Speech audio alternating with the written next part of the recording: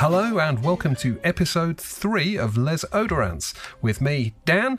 I've also got with me Ben. Good afternoon. And I've got James. Hello there. So, guys, let's just get straight into this shit.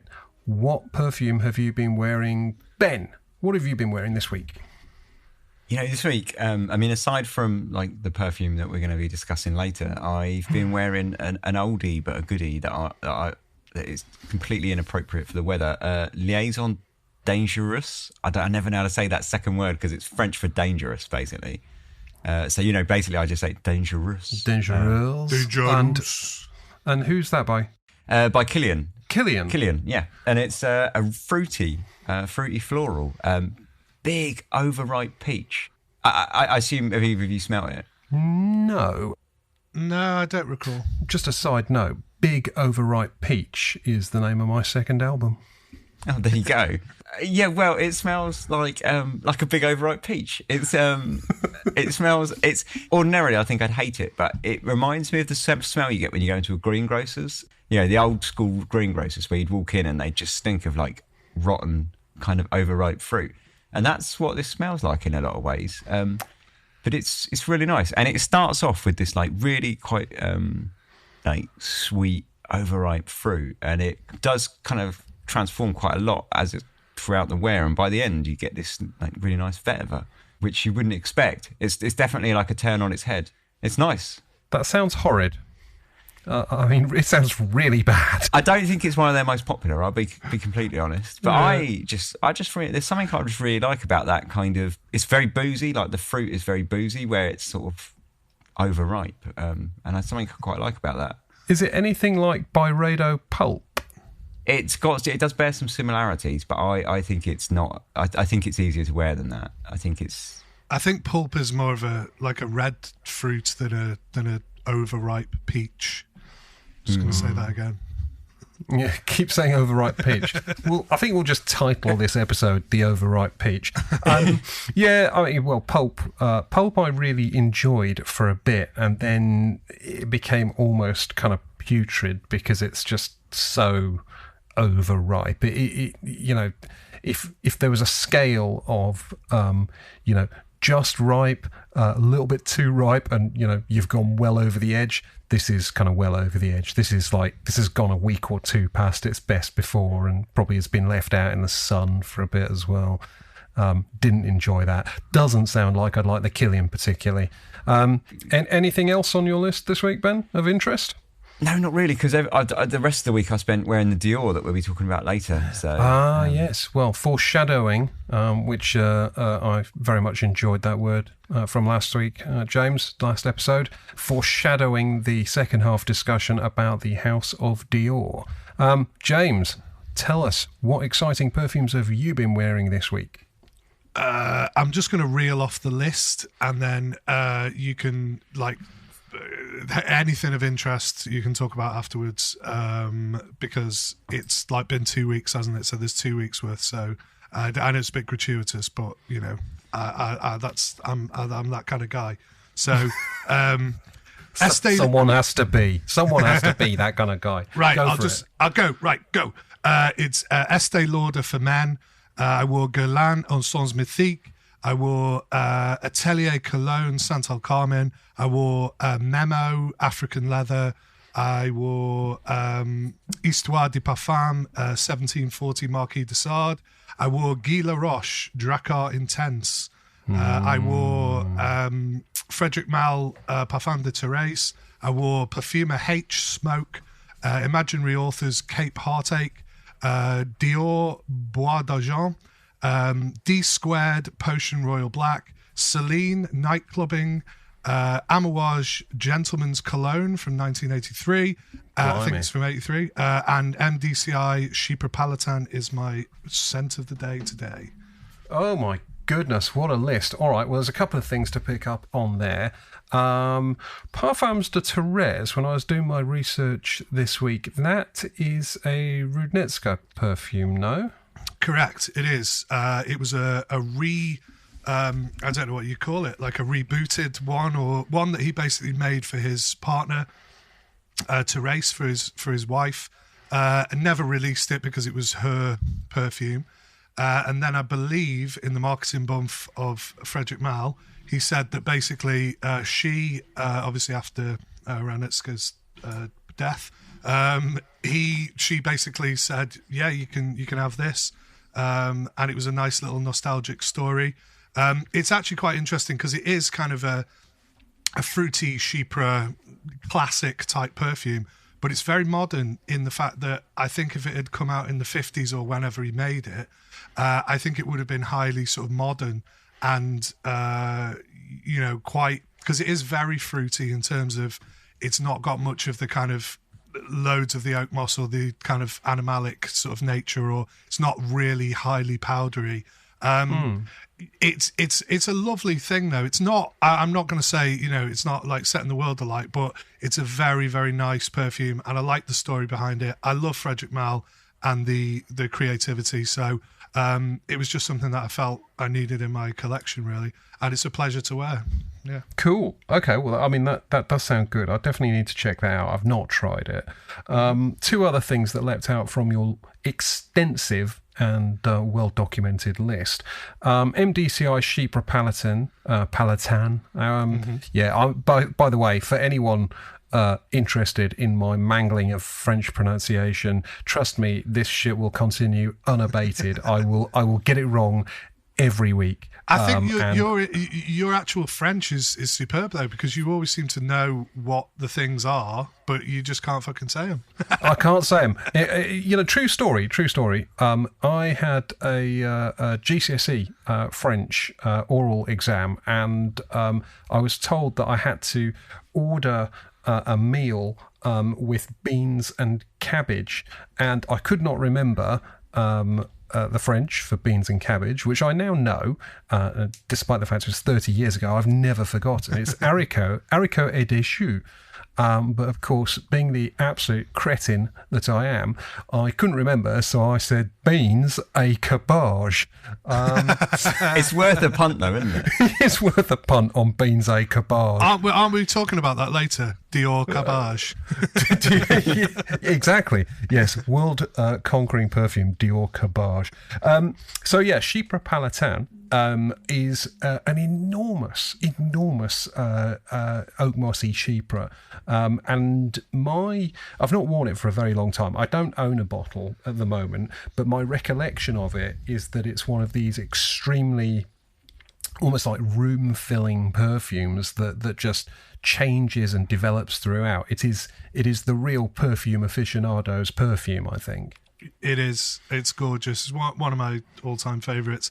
I think it's strangely modern. I mean, it's Bertrand Duchefort, and he's kind of known, I'd say, more for these kind of odd, sort of very synthetic, modern type smelling things. I don't mean synthetic. I mean unnatural, shall we say. This is a very classic sort of perfume for him, although he's got quite a broad repertoire. So really he's done all sorts of stuff. But anyway, contrary to what I've just said, basically, but I feel that he's done a lot of modern stuff, you know what I mean? And that's kind of more his style, I would say. But this is like, I'd say it's more of an amber sort of perfume than it is a Chypre, but that's why it's so kind of just straddling the boundaries of the two. It's just perfection. I mean, the top notes are like this kind of mandarin-y, peachy, like a talky sort of puff of like just loveliness, but it's really strong. It's got loads of like resins and it's just beautiful. It's just a gorgeous perfume. No, absolutely. One other just from your list there, James, that caught my eye is the Potion Royal Black, which is that the discontinued one that's quite a leathery one? Or was it leathery rose? Correct. I think. Yeah. It's a kind of smoky incense, leathery rose. There's a lot going on in it, but I would say it's like head and shoulders above. I didn't realize how much I loved it until I haven't posted my latest review of it, but I'm sure I've talked about it loads of times before. As far as D Squared are concerned, it's the best thing they've ever done, and got discontinued for whatever reason. You could look at it as, it was kind of during the time of like everybody releasing an oud rose or a rose perfume of some description. But I think for a designer brand to release something that kind of artistic, it's brilliant. I think it smells like so many perfumes that you'd be like, everyone can take something from it and go, that's amazing. And I'm not just hyping it because it's discontinued and whatever, and people seem to seek it out now. But I was like, it was great at the time. That's why I bought it. The moment I tried it, I was like, I've got to have that. So yeah, it's just brilliant. I used to wear D Squared Potion, the original, but that I think was probably a bit of a Me Too type fragrance coming in behind Gucci Pour Homme. So it had that same sort of vibe as I recall. But nice, good selection there. Sorry, that was one more other thing from the last podcast that is just like you called a lot of things like Me Too perfumes. I think that has slightly different like connotations nowadays. What do you mean by a Me Too perfume? No, good point. Yeah, I meant as a almost like a sort of quick, we've got to release our own. So right, okay, like a bandwagon type situation. Yeah, a bandwagon perfume. And a good example of that. What's a good example? So like Dylan Blue, I think, who's sort of followed pretty hot on the heels of Sauvage, for example. That would be a Me Too perfume in my lexicon. I see. Okay, so good. Useful clarification. Nice to put that one to bed. I'll just run through a handful of perfumes that I've worn this week because, as usual, it's a gazillion different things. Guerlain Vetiver, which is just lovely, flawlessly executed vetiver. It doesn't really get any better than that. Abdul Samad El Qurashi Safari Extreme. Not sure if you've ever tried that one, but it's a sort of very floral leather, bit like Tuscan leather, but I hate Tuscan leather, so somehow amazingly it works. And then a couple of other bits and bobs. Gabar number 2. It's called Ground, I think, which is a really nice sort of almost bitter gourmand, which is quite unusual for me. Sorry, can I just interrupt? Are you familiar with that band, that Gabar? I'm not. No. No, neither am I. Like I've seen the bottles. Not Gabor. No, there's two brands. There's a Gabor, and he's so he made one called Leather Forever. So Parfums de Gabor Leather Forever is just like pure motorcycle leathers kind of butch overdose. This is Gabar, Gabar. And it's I've got to do a review of it this week actually and post it on Insta. It is a really good, slightly offbeat gourmand for people who don't like gourmands. I'd say it's not sickly sweet. It's got an almost bitter sort of astringent coffee sort of vibe to it, even though there's no coffee note listed. Right. But I really like it. And Gallagher, I wore Gallagher. Vanilla Silk, which is very nice. I've been weirdly gourmandish this last few weeks. And a new release from Swedoft called Sweden, which I'm not quite sure about yet, is the honest truth. Lots of people giving that a lot of hype. Personally, I don't think it's quite working for me.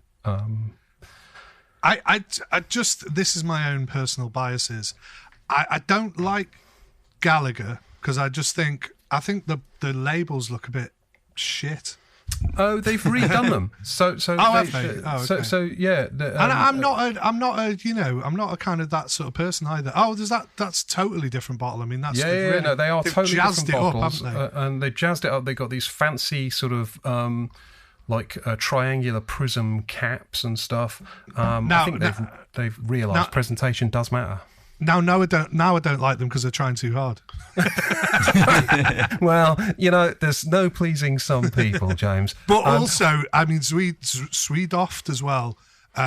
Some brands I'm just like, just fuck off. I don't like you. I don't know why. Maybe I'm being unfair. I think you are. Swedoft are an interesting brand. I think the whole Swedish perfume movement is something reasonably new. Because I actually got chatting with I'll probably mangle his name as well though, but Sfian, Sfean. Sfian is the guy who's basically the perfumer there. I got talking to him and he told me that Swedish people just don't really like perfume. They don't wear a lot of perfume. So starting a perfume brand in Sweden, it always had to be one with an international outlook. Otherwise, it was going to die a death. Isn't that interesting, though, that they don't like perfume? I wonder why that is. I mean, I'm only repeating what he told me, so I don't have any stats to back that up. Yeah. Is it like Scandinavian countries in general? I know it's interesting to think about. I mean, I don't know. I'll maybe go back and ask him. On the whole, they're pretty decent quality. Some I like more than others. As with anything, a house releases 20 odd perfumes. You're going to find some you like and some that you don't. Of course. I think this new one, Sweden, is not really for me, but it is. As far as I can tell, it's not a clone of anything. It's quite original, and it's pleasant for the right person. Anyway, look, I'm not going to go on about that. One thing I did want to mention though was that I went into town, the big town where Selfridges is, and I tried the new Tom Ford Ebene Fumey, which to me smelled a lot like, and this is the second time I've referenced this perfume already this podcast, but Gucci Pour Homme. It smelled pretty well like a dead ringer for Gucci Pour Homme. It did not perform terribly well. It was quite smoky and a little bit unremarkable, I'd say. I know that it's got a Palo Santo note listed, and I know, James, that you've got some things to say about Palo Santo, because I know you sent me a sample of it to compare. Just a few. Yeah, just a few. So, it's interesting that these kind of trends in perfumery seem to pop up. There always has to be something that's in vogue. And Palo Santo seems to be, I'm saying that, there's like about 2 or 3 releases, but I think it's somewhat of a trend. So this Ebene Fumey, however you say it, I mean, it does smell like it's nice. I mean, like you say, it's a bit more on the Gucci Pour Homme side of things. But as far as Palo Santo is concerned, I think whenever I saw it as a note in perfume, I was like, it can't be Palo Santo, right? You can't, because it is really unlikable. And I was telling you guys this, saying, it's like, stop going on about Palo Santo. We're fucking bored of it. So I sent you guys the Palo Santo to really just kind of get some kind of validation for myself on how awful it is. And what did you guys think of it? Yeah, Ben, go on, you go first, because I've got some opinions. Yeah. So at first, I really liked it, actually. Like when I first, I really liked the mintiness of it. Like, it was real heavy blast of mint, sort of like peppermint, and I enjoyed that for about a second, and then the undertones kind of crept out beneath that, and I found it to be really hard to enjoy, sort of latex leather, and I mean I sent you guys that text saying it smelled like condoms, and I don't mean to be crass. I just think that's the only thing that the thing that first jumps to my mind, and it's not just because her condoms, but it's the latex, but also the texture of that kind of like lube, kind of slightly slimy. Yeah. It had a kind of texture to its scent, and it really turned my stomach quite quickly after that. Nice. Having said that, the perfume that you sent that used it, what was that? It was Petit Fumey, I think it's called, isn't it? That's right. I quite enjoyed it, even though the note in it was clearly, it was prominent. Like, you could definitely smell the Palo Santo in it. Yeah. I did enjoy that. I thought that was nice. I liked the way they mixed it. He mixed it with quite a lot of sort of spices, and there was some sort of like clove in there that I thought worked really well with it. Sure. But actually, like, as an essential oil by itself, it was repulsive, and it's made it just hums. And every time I open the box that it's in, it just stinks of Palo Santo now. So, yeah, thanks for that. You're welcome. You're welcome. Yeah, thanks, James. So I didn't quite kind of go to condoms, but I did not enjoy the Palo Santo essential oil either. For me, it smelt heavily of mint and chlorine, and like an almost bleachy sort of unpleasantness. I really disliked the essential oil. I could not smell anything remotely approaching that in the Tom Ford in Ebene Fumey. Maybe they have used it, maybe it's used very sparingly or in some sort of brilliantly creative way, but I definitely got no mint, chlorine or condom smell from the Tom Ford, and my bet would be that there's no Palo Santo essential oil in that whatsoever. I would, probably wager that there isn't either. Now, it's funny you say that because I was discussing another perfume, which is from Celine, which is a brand that I actually bought nightclub in. So that's my purchase that I've done this week, which is a blind buy, actually. Although they send Successful? Yes, it's a beautiful fragrance. Anyway, nightclub, we'll come on to that maybe another time. But the other fragrance, one of these fragrances has got Palo Santo in, another one from Celine that I can't recall. That says on the actual notes, it says Palo Santo Accord. Now, my interpretation of that, unless you say Palo Santo essential oil or you start to kind of big up, like Orris. So if there's no real Orris butter in it, you would probably put an unambiguous kind of term where you'd go, it's an ambiguous sort of term like Orris or Iris Accord or whatever. Do you know what I mean? You can get away with that. But if you're putting real Orris butter in it and you put Orris butter, I'd expect that would be the real material. Do you know what I mean? So sometimes when you read a note list, you can tell when they're kind of flexing when they're using real materials and when they're kind of trying to sort of tiptoe around it when they're not. So a Palo Santo Accord would probably suggest to me that it's not the real stuff. And if you can't really smell it in the perfume, then I would say it isn't.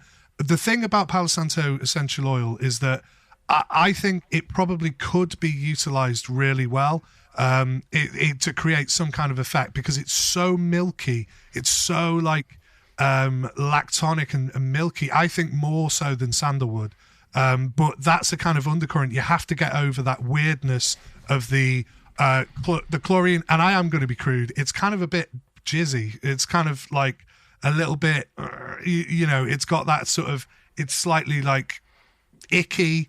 I don't know. It's just, and the mint, and it's just too many things. And I think if you could get rid of those and that kind of, that sort of molten latex kind of thing, and you could just have that sandalwood creaminess and maybe pair it with sandalwood and cedar and whatever, then maybe it could be nice. But I've never, and I thought, could Bertrand Dachaufour make it? So he's done this perfume for Perfumers du Monde called Petit Fumey, which I sent to both of you. And I really don't like it. I mean, I get that those, like Ben was saying, the other notes that are in there are sort of complementary. They sort of help it. And it's not as terrible as it could be. But I think to myself, well, if Bertrand Dachaufour can't do it, the guy who made Chypre Palatin, the beautiful perfume that I'm wearing, what chance have I got of doing anything with it? You know what I mean? I think that's absolutely fair enough. And also, apologies to anyone who's eating their breakfast listening to this or anything for James's very graphic description of Palo Santo. Thank you for that, James. You're welcome. Good. Right, let's move along, if that's okay. In the news, we've been a bit shit at this. What is in the news, Ben? So Memo releasing yet another of their leather fragrances, this time Iberian Leather. Any clue about the notes? Just going from the press release, it's quite a long list. So I'll just list them out. Atlas Cedar, Sandalwood, Moss Absolute, Balsam Fir, Agarwood, Bergamot, Coriander, Rosemary, Jasmine, Lily of the Valley, Osmanthus. And then it gives you a load more blurb before getting back to rose, cinnamon, saffron, and vanilla. So assuming that's all in there. Well, I mean, the notes sound interesting, but I find it difficult to get excited about a release from Memo. I found a lot of their perfumes very bland, very middle of the road, and they're not really doing much for me. They have a sister brand or companion brand, whatever it's called Floriku. They've done some nice ones, I guess, very sort of stripped back, minimalist sort of fragrances.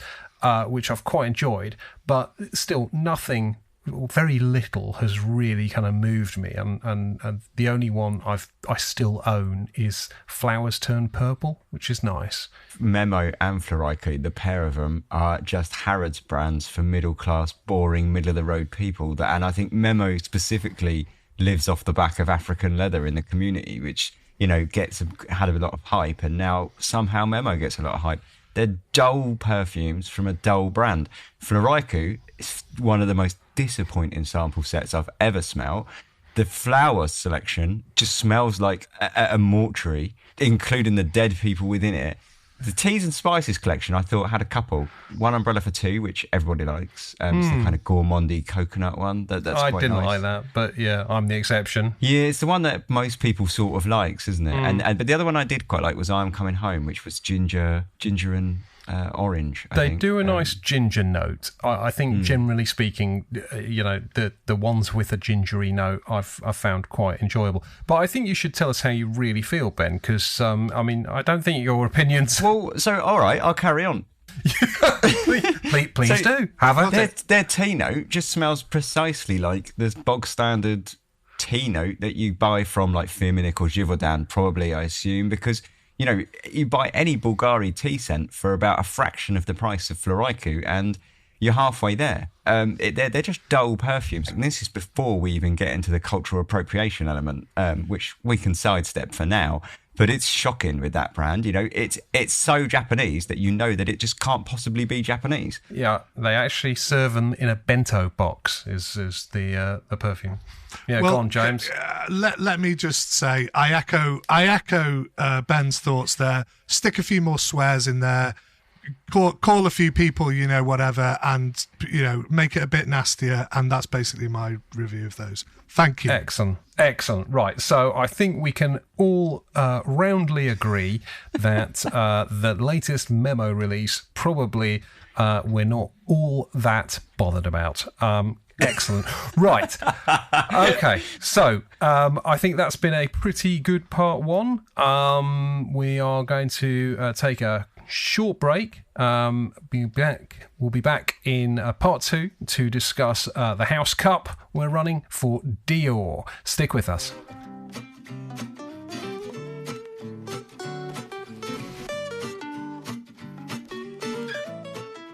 Okay, welcome back to part two of Les Oderants.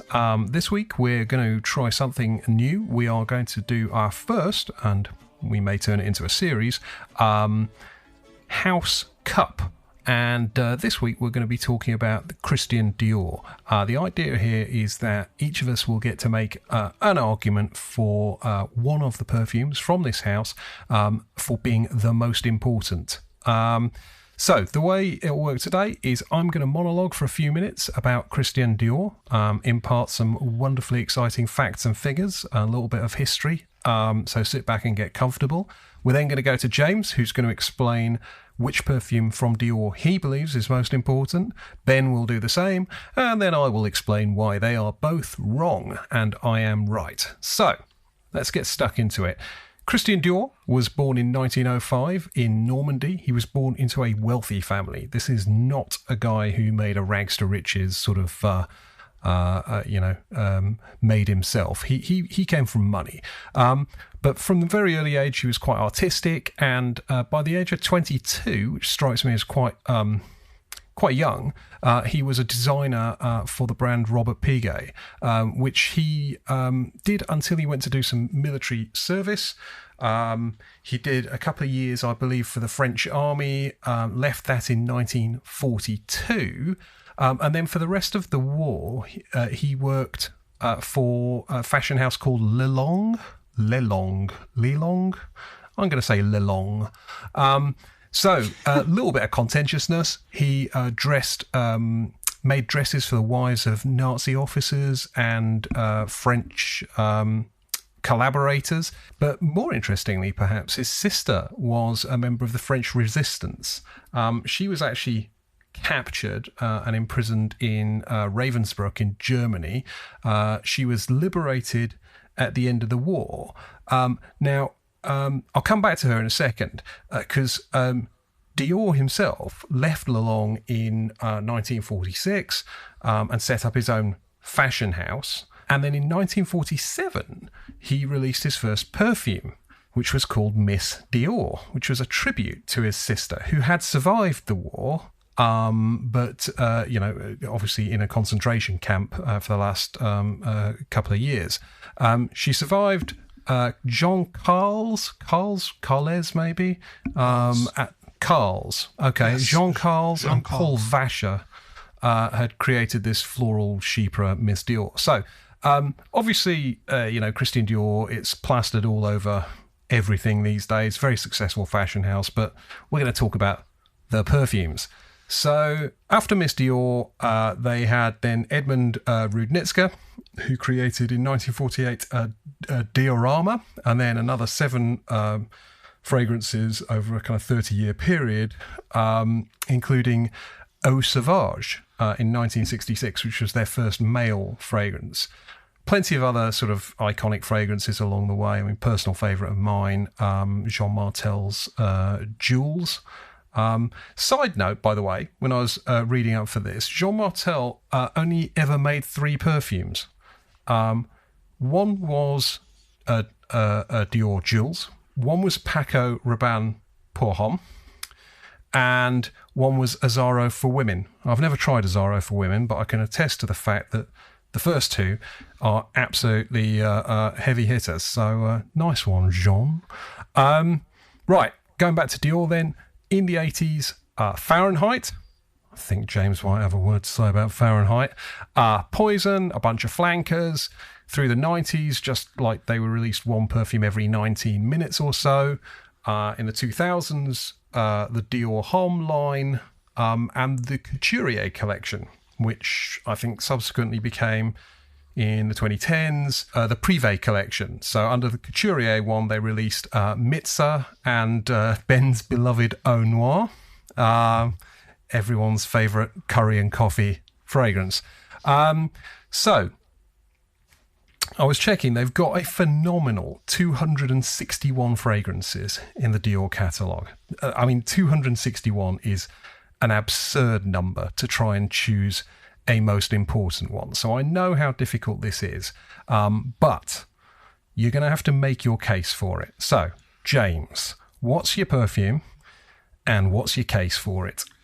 Well, mine is Fahrenheit, and it is difficult, but not because they've got 261 perfumes or however many it was. I don't think that's the difficult issue. I think the thing about Dior is that they've kind of always been innovative in their approach and what they've done and the quality.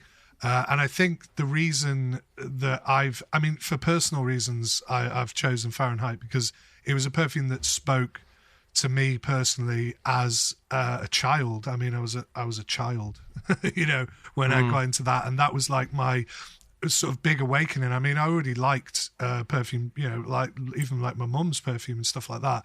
But I remember going. It was a friend of mine who had his stepdad was a Learjet pilot, like a private jet pilot, and he used to fly people around.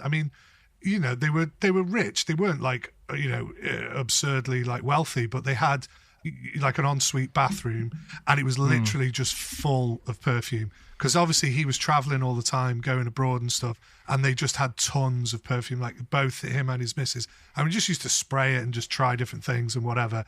And it was probably around the time, it was probably 89, 90, I don't know. It came out in 88, didn't it? And I first tried it, and I immediately went home and I asked my mum to get it me for Christmas, and she did. And that was literally the first. So I have a huge attachment to Fahrenheit. So it couldn't have been any other perfume. I understand the history of Dior. I understand the significance of Miss Dior. I actually love that perfume. It's a great perfume. I have some vintage minis of that, and it's a really decent one. And loads of those old Diors with the dog tooth check, the houndstooth thing. They are superb perfumes for men, women, whatever. They are excellent, right? So I again, I'm not diminishing any of those, and just everything. I mean, even perfumes like Dune, and these kind of later ones. Some of the Privé line are really good, but it had to be Fahrenheit because it's so meaningful to me, and I think it stood the test of time in terms of what other perfumes really are there like Fahrenheit in it's certainly in men's perfume, in anything really. It was a striking bottle. It's a striking the accords in there are floral for men, but also kind of leathery. Some people find it like oppressively masculine, which I cannot for the life of me understand. I think it's a very innovative, brilliant perfume that just kind of came out of left field at the time. Again, looking back at the context of, the landscape of big powerhouse, men's woody leather sort of perfumes. Yes, it is leathery, but that's just part of the story. It's kind of sweet. It's got that like intense sort of Parma Violet-y note. It's got the hawthorn and the stuff in the opening. I mean, it's beautiful. I actually, funnily enough, I became aware of this, and I'd give my back teeth for this, right? They released shortly after I think it came out. They released the very small bottles of Fahrenheit with each of the accords separated. So one's called Styrax, one's called honeysuckle, or they're all in French, by the way. So it's a Fahrenheit. That's me fucked then. Well, it's a Fahrenheit. Well, yeah, it's a Fahrenheit bottle, but each one has the different accords on. And it's one's like hawthorn. There's like 7 of them. They're extremely rare to the point where I didn't even know they existed. Someone, Alexandre, shout out to Alexandre Halwani. He's a guy on Instagram. He's called the Perfume Chronicles. Oh, right. Do you know that guy? Anyway, he works in the industry. He's hilarious. If you go on, he's brilliant guy, and he's very poetic sort of writer. He actually made a perfume for Perfumers du Monde. The brand that Bertrand Dachaufour did that for. In that collection, he has a perfume in that collection because he's I think he like curates incense for like churches in France and stuff like that. So he's a really quite eclectic. A niche. Yeah, he's a really sort of eclectic guy, and he's very knowledgeable about perfume history. And he found these Fahrenheits, and I was like, I never knew. And he's like, no, I didn't know they existed either. So there's all these little kind of gems out there. Anyway, coming back to why the sort of global reason for why I think. I think it stood the test of time. I think it's a wildly just brilliant perfume. And yeah, although there's lots of milestones in Dior's history, that is one that's significant for me, and I think is a worthy candidate for being their most important perfume. I mean, I think you make a very compelling case. I mean, I'll just share a little bit about my take on Fahrenheit. I must have got Fahrenheit very, very young as well. And I remember thinking the florals in it, and I didn't think of it in these terms, but I remember thinking, wow, is this a man's perfume or is it a woman's perfume? This kind of smells really almost girly, but then so manly, it's so masculine, and it's sort of that almost paradox of it had me hooked very early. I've got a little bottle, a vintagey bottle. It's not that vintage. I think it's from the 90s, but it is superb. It just smells amazing. And I think you make an excellent case. Ben, are you a Fahrenheit fan? I am. I think that multifaceted element of it, I think, is fantastic. I think it's what makes it stand the test of time as well. And I think you still hear today people talking about Fahrenheit as if it's a creative sort of force. You still hear perfumers talking about using Fahrenheit as an influence in something that they've done. I think it's still, to this day, quite avant-garde in many respects as well, and sort of pushing the bar in a lot of ways. So I think it's I think it's top draw for sure. Okay, but it's not the perfume you've gone for, is it? In terms of the most the perfume important, I've gone for. No, you've gone for something else. Go on. You share, Ben. What is it you went for? Well, so I should preface this by saying that I slightly misunderstood the brief, and I didn't realise what we were doing. Like most important for a start. But I'm gonna go for it. Anyway, rather than back out, I've doubled down. So you do it. I've gone for Fève, and I can't even say the word. So from here on in, it's going to be called Fève. But Fève Delicious. Delicious. Delicious. Which I think is important. Yeah, go on. I'm rubbing my hands here. This I need to hear. Well, so no, okay, to be sort of straight-faced about it, I mean, the Maison Dior line, I think, is a high bar at its worst point, right? I think it's an incredibly strong collection. There are a few duffers, but we'll get to that.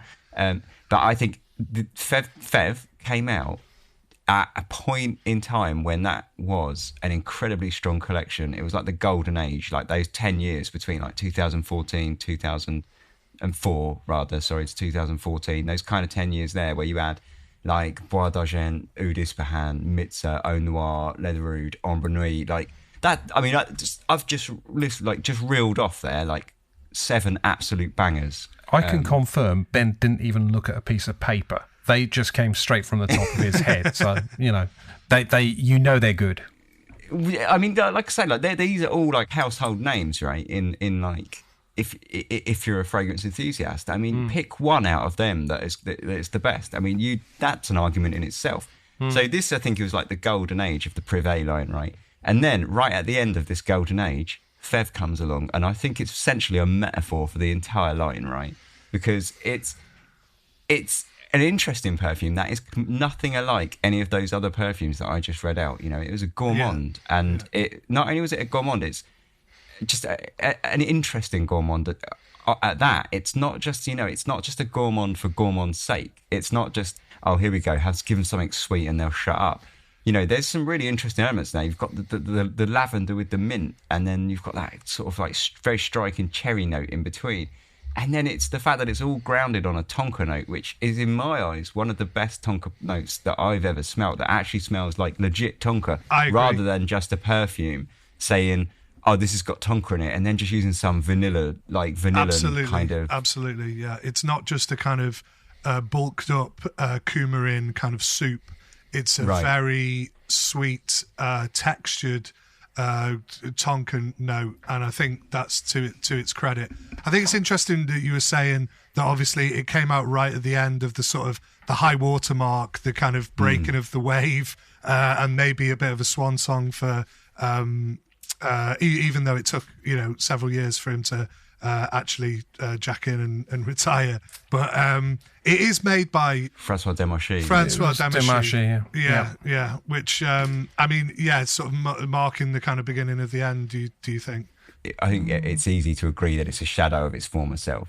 I tried Fève. I tried it some years ago, and I remember just thinking, this is very sweet and it's not my thing, so move along.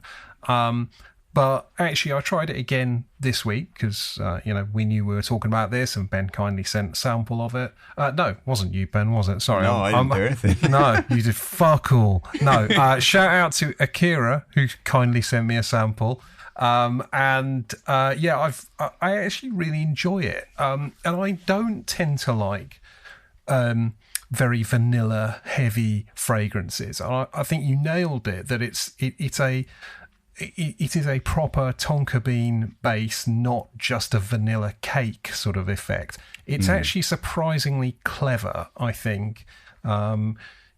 for a gourmand, I have no ambition to smell like a vanilla cake. It's just not on my list of shit I need to do.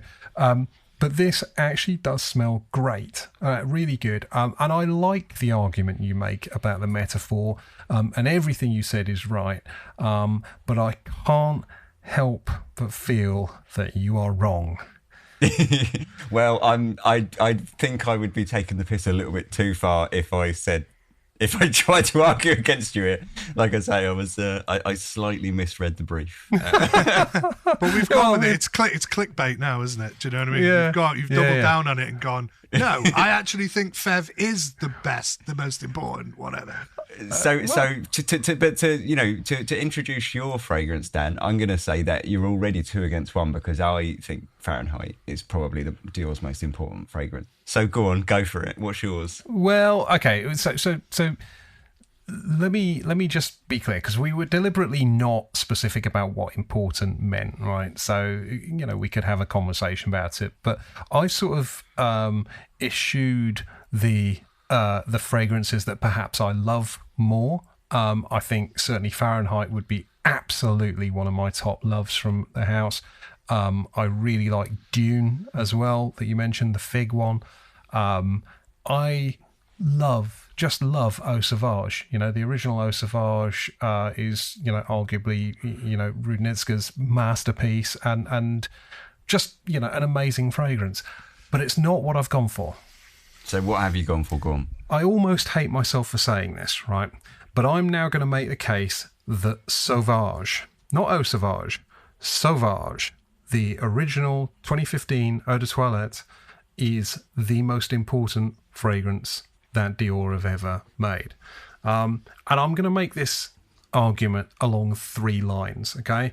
I'm going to make an argument about the fragrance. I'm going to make an argument about the commercial impact, and I'm going to make an argument about, well, I'll call it cultural impact, but I think probably controversy is probably what I'm really saying. So look, let me just drop some facts on you. Sauvage was released in 2015. It was a Francois Demachy fragrance, and for me, it's clearly an echo of 2 things. One, Creed Aventus, and the other was Bleu de Chanel.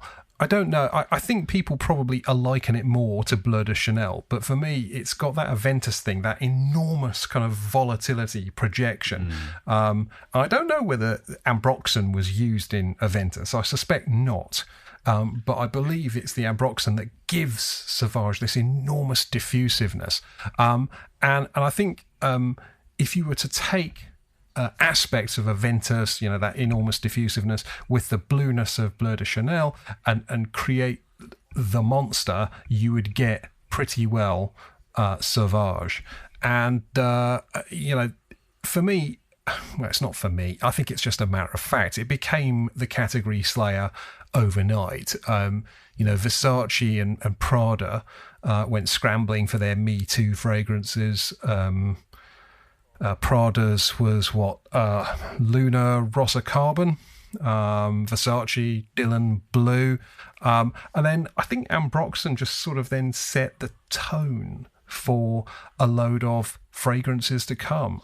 So Sauvage, I think, just not even talking about how it smells for the minute, because that I suppose is something different, but Sauvage just essentially became this machine that just spawned 1,000 kind of others. It's like the agents in the Matrix. Somehow it just took over everything, and it smells really good. I mean, I don't think you can argue too much with it, right? It smells pretty good. Grapefruit and ambroxan and all that sort of stuff. It smells fine. People walk past you, go, "Oh, you smell good. What is it? Sauvage." Ah, fuck! I want to hit myself for liking Sauvage. I hate myself for liking it, but it smells nice. You can't argue with it. So my second line of argument is commercial, not cultural. Commercially, so this is staggering, right? The Dior Group makes about 7 billion euros a year off of perfumes and cosmetics. 7 billion in revenues. It's about 10% of the overall group turnover. And because I'm a sort of nerd for this stuff, I read through the 2021 Dior financial report. Of course you did. Yeah. Well, I enjoy that stuff. So this line caught my eye, though, right? This is scarcely believable. In 2021, Sauvage became the highest selling fragrance in the world, women's and men's lines included. A worldwide first for a male fragrance. Sauvage literally outsells every other fragrance in the world. I think that is staggering. Absolutely staggering. You look dumbfounded. I think completely valid in that it is undoubtedly a successful fragrance and a big game changer, if you like, and something that really brought ambroxan as a genre, or whatever you want to call it. Now, I always used to get kind of a little bit finicky about people saying, "Oh, it's ambroxan," because ambroxan is used in so many perfumes. And you did mention Aventus. There's definitely Aventus. It's definitely got ambroxan in, just as a basis for the whole thing. But as you quite rightly say, it's not overt. You can't really smell it, but it's in many perfumes. That's why when people blame it or say that Sauvage has this big ambroxan, okay, yeah, it does, but I think that accord that has been created by Demochy is certainly, yes, it's leaning on the ambroxan, but there's other stuff in there that is making that effect happen. I think it's probably become like an umbrella term for that kind of blue ambroxan accord that it's become like a vibe, hasn't it? Like, Sure. So no, I think you're dead right. It's just me being kind of a bit finicky about let's not demonize ambroxan, because there's people who hate it and think, oh, ambroxan's shit and I hate anything with ambroxan, and I'm like, look at 80% of your perfumes, right? They will have ambroxan in. So shut the fuck up about ambroxan, right? Because it just annoys me. But what I like about Sauvage, right, I'll just give a little tiny thing on it. Basically, it's a kind of like a pyramid of all things that are good about a kind of a fougere or a men's aromatic fragrance. So it has the sort of woody aspect, and then it has bright, like bergamot-y type top note, and then a mossiness to it, right? It's this like mossy sort of aspect, and the three of those things coming together is lovely. However, only if you do one diffusive spray of that original eau de toilette. Just walk through it, and that is enough. Right? Do not put a heavy application on, because otherwise that is what has made it this demonized, hated perfume.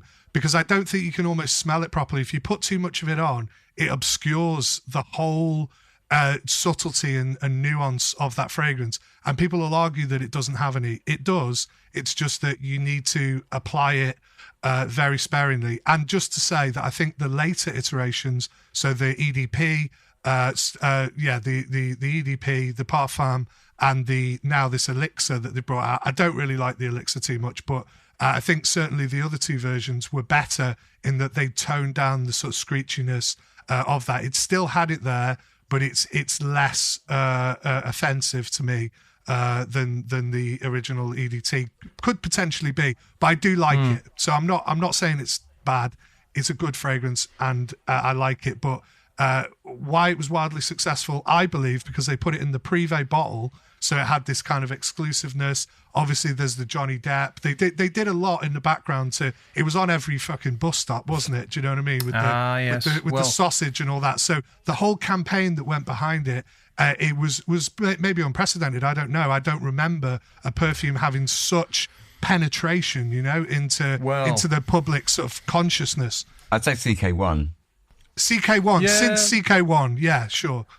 Yeah, no, that's okay. So all of what you just said there, James, is absolutely fair. And Ben, CK1, the sort of advertising push on that was kind of enormous. It was like, nothing anyone had ever seen before. But you do touch there on Johnny Depp, and my third line of argument actually for Sauvage as being iconic was, well, it's not really an argument. It's more just a little bit of, I guess, background. The original advert was, I think, called something like Our Land or something like that, and it was basically just a giant cultural appropriation of Native American culture. It was absolutely toxic for the brand. They had to backpedal very, very quickly on that. I mean, Johnny Depp himself is not exactly a man without controversy. He's recently in court with the... Well, so they've dropped him now, haven't they? Well, do you know what? I thought they had, and I read that Kylian Mbappe, that's what I read, the French footballer, had been was now their sort of principal brand ambassador. But I definitely saw an advert on telly last night for Sauvage Elixir featuring Johnny Depp. So I don't know what the deal is there. But yeah, I mean, I think you take my arguments in summation. I'm basically arguing that, look, this is a category killer and trendsetter, that it is unarguably commercially the most successful perfume in the world, and then you've got Johnny Depp and Kylian Mbappe. I mean, it's a bit youthful for me, and I probably don't wear it. I do have the Elixir, which isn't bad, not amazing, but it's good. But I think the worst thing you can really say about Sauvage is that it's ubiquitous, and I don't think you can really hate a perfume for being successful. So that's my argument. I don't really believe it. I'm making that argument for the sake of making an argument and talking about Sauvage, because I think we have to. You can't not talk about it.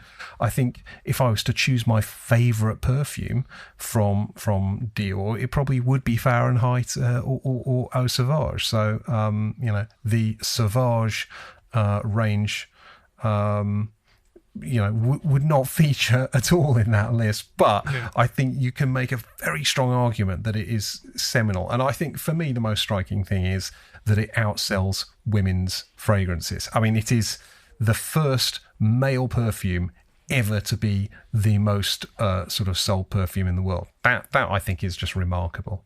That did shock me when you told me it before we came on to recording.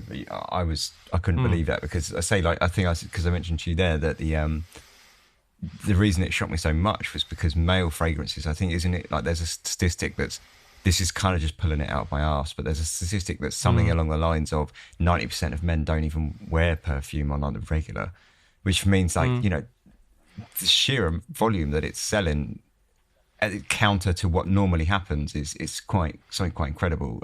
I think you can't argue that it's like a commercial juggernaut, but to be honest, I have quite limited experience with Sauvage, but I think it's boring, middle of the road, as a niche snob that I am, would sort of tend to do. But my experience with it is that the only person I really know that has sort of mentioned it outside of the fragrance community would be my dad, who got given a sample of it outside Boots one day, and he came up to me, never talks about perfume.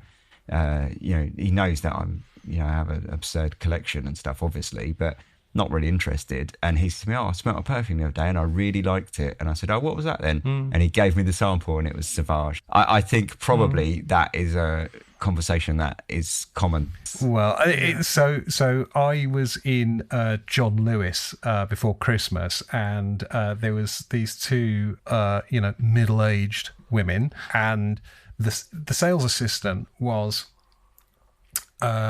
showing them different fragrances. They're there to buy something for their husband for Christmas, clearly, and he sprayed Sauvage for them, and one woman smelled it on a strip, and she said, "Oh God, I'm not buying him that. He'll have all the women chasing him down the street."